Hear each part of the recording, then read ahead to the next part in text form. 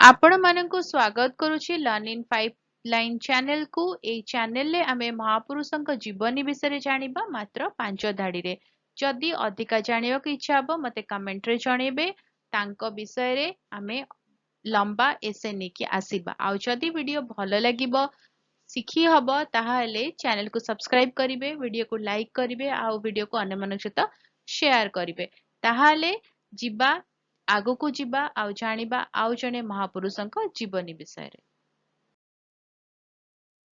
सिद्धार्थ गौतम राज परिवार रे जन्म ग्रहण करिथिले।